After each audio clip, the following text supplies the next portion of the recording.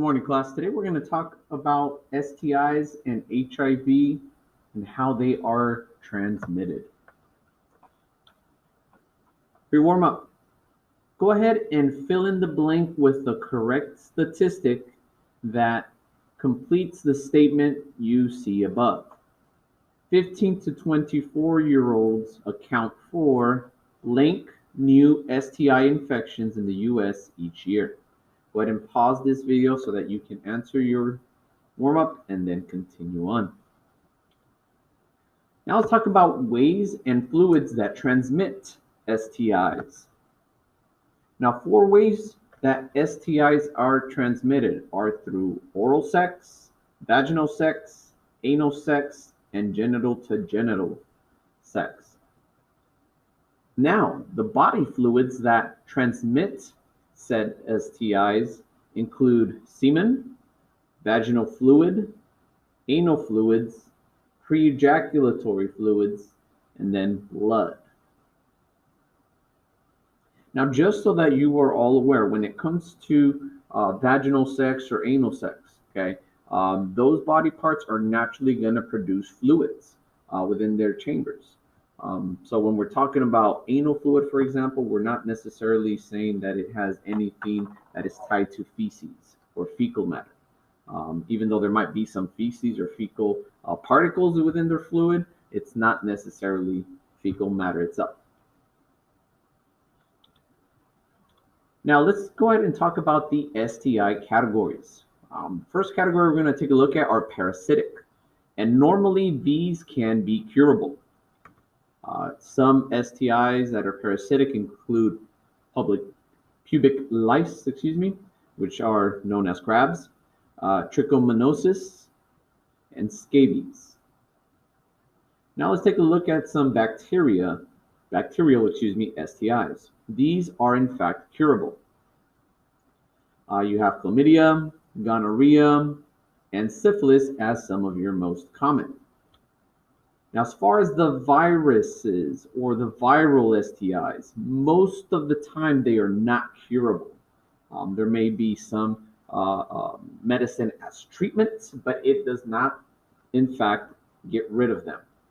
Some viral STIs include human papillomavirus, also known as HPV, genital herpes, and then the most common one and probably the most known one is HIV and AIDS. Now let's talk about parasites. Most of the time, parasites are passed on from skin to skin contact. It can be transmitted through sexual contact, but most of the time, it will be transmitted through close contact. Now, crabs are generally found in the genital hair regions. They may be seen by the eye.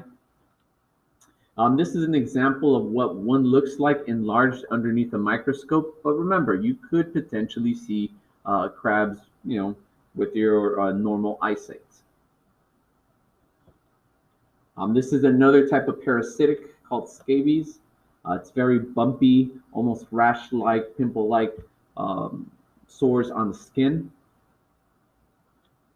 Now let's talk about the bacterial STIs, and let's begin with gonorrhea. Now, 10% of sexually active teens actually test positive for gonorrhea. Now, it can travel through the bloodstream and cause very severe damage if untreated. It can cause damage to your joints, your tendon sheets, your heart, your liver, your brain, and potentially your spinal cord. Now, some of the images that I am going to show you might be a bit graphic in the sense that it is showing certain private areas, organs, if you will, with some of the symptoms that might arise. But remember, it's all going to be a zoomed in picture and not a full picture of male and female genitalia. This is gonorrhea, the bacteria underneath the microscope. The picture down here on the left is that of the head of a penis. The urethra right here, you can tell, is expelling a fluid discharge. From gonorrhea, there may also be some sores on the hands, on the soles of the feet as well. Now with chlamydia, it resembles very closely to gonorrhea. In Merced County, actually, there are both gonorrhea and chlamydia are at epidemic proportions. So the STIs that are bacterial in nature that are pretty prominent in our county are chlamydia and gonorrhea. Now, chlamydia will attack typically the genital and urinary tracts of both sexes. So it is going to attack the urethras of both sexes, potentially for women. It is going to also potentially affect the cervix. The picture you see right here at the bottom right, that is a picture of the cervical entrance that is inflamed of a woman inside of her vagina due to the chlamydia bacteria. Now let's talk about syphilis. This one typically has about 3 stages. First stage, you might encounter a painless canker sore where the infection entered the body. Second stage, it might turn into rash breakouts on both sides of the body, not necessarily in just the entrance point. Sometimes in the palms of the hand, the soles of the feet. A victim might get fever, might be fatigued, and even develop sores in their mouth. Now, stage 3 is where the bacterial infection becomes a lot more serious, and it can produce damage to the brain, to the heart, to your bones, and including your blood vessels. Now here are a few examples of the sores on the palm of their hands. This might be the beginning stages of it. Now let's talk about the first viral infection, the first viral STI, if you will, and that's herpes simplex 1. Typically, this is what most individuals know as cold sores. Okay, and there's a lot of studies out there that pretty much show and prove that well over 90% of the population or so has at one point had this type of herpes simplex 1, which again is what you may refer to as a cold sore. Again, this in particular, even though it's not an STD or an STI, if you will, it can spread easily among household members through kissing. Now, when we're talking about its relation to sexual education, because it can still spread to the genitals through oral to genital contact, that's typically why we also mention herpes simplex 1. Now, herpes simplex 2 it's more drastic. It is highly contagious and can spread through sex or direct contact with a herpes sore. Okay, if you take a look down here at the image below, you'll see an example of herpes simplex 2. Now, there are antiviral drugs that can make these outbreaks seem less frequent and clear up the symptoms. But again, remember, viral STIs, STDs do not go away. They may become what we know as dormant. Now, some of the symptoms you might see, as you can tell the example right here, there are blisters that are painful and filled with fluid. Crusts or sores might develop over the genitalia, the anus, the thighs, or buttocks, wherever it has spread. And like you see in the image below, it can potentially spread into a person's lips. Here's an example of the herpes that is spread on the vulva of a female. And here are other examples on other parts of the skin as well. Now let's talk about the human papilloma virus, also known as HPV. This virus causes very warty growths. They're very occasionally large, and most of the time it affects the genital areas, the thighs, the buttocks, very similar to herpes 2.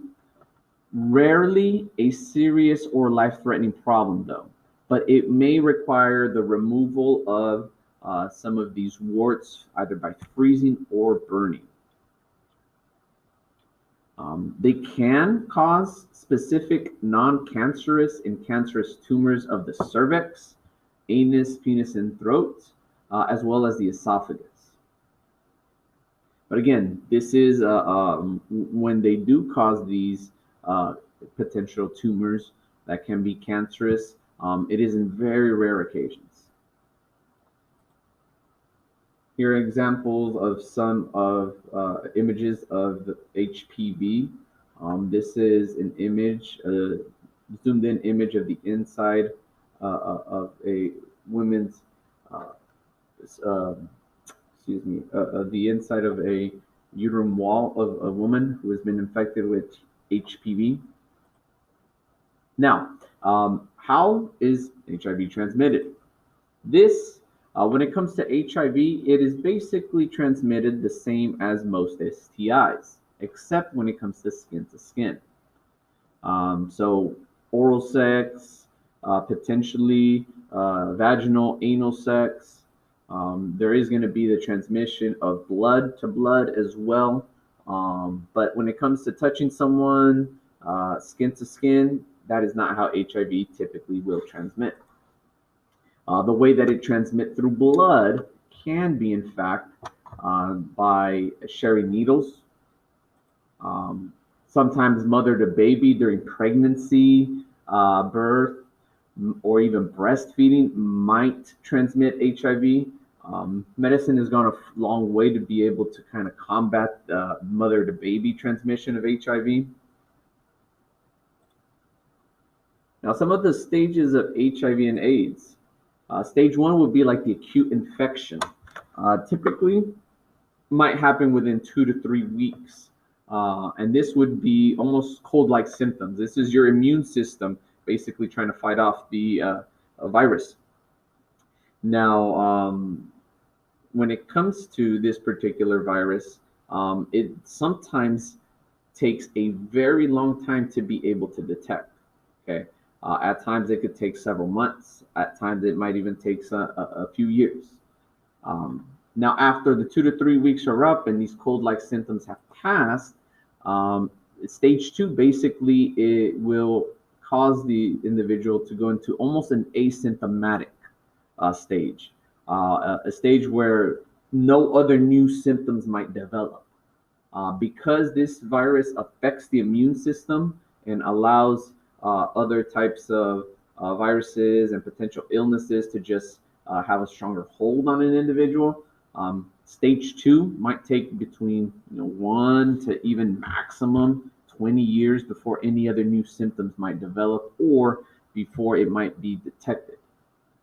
Now, it varies. Sometimes it can be detected within about a year, maybe even 6, 7 years of infection, sometimes even longer.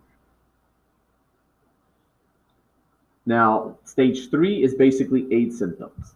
And at this point is when the HIV has evolved into AIDS. It has completely destroyed a person's immune system.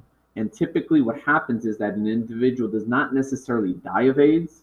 What they die of are opportunistic infections. It can be something as simple as a very severe cold. More recently, when we had the whole COVID outbreak, if a person that had AIDS managed to get COVID-19, that because their immune system is pretty much shot, they would definitely be susceptible to death through COVID-19. But it could also be death through other types of infections, very severe fever, a cold, potentially other types of viruses and illnesses that might be able to spread into the body could cause that. Had they not had AIDS, some of these opportunistic infections may not cause the individual to pass away. Now, some ways to prevent HIV, because medicine has evolved and has created these ways to not get HIV. But most of the times, same as STIs, use protection. We're talking about specifically barrier methods, condoms, male and female condoms. PEP drug. The PEP drug typically is almost like the equivalent of the morning after pill, but when it comes to HIV encounters. If there is an indication that one of their partners had HIV or has HIV, then PEP can be taken after any high risk event. There's also PrEP. Sometimes an individual decides to form a relationship with someone who has HIV, and they want to become sexually intimate. The drug PrEP basically is taken before any type of sexual intercourse to reduce the chances of HIV transmission. Now, you have heard of several cases where an individual might be able to live for a long time with HIV because they are taking proper medication. Magic Johnson, famous basketball player, is one of those individuals. Has had HIV since the 80s, but has been taking medication to basically prevent it from evolving into AIDS. Now, for your closure, what is the 100% way to guarantee you are not exposed to any STIs and HIV/AIDS? Go ahead and write it in your notes.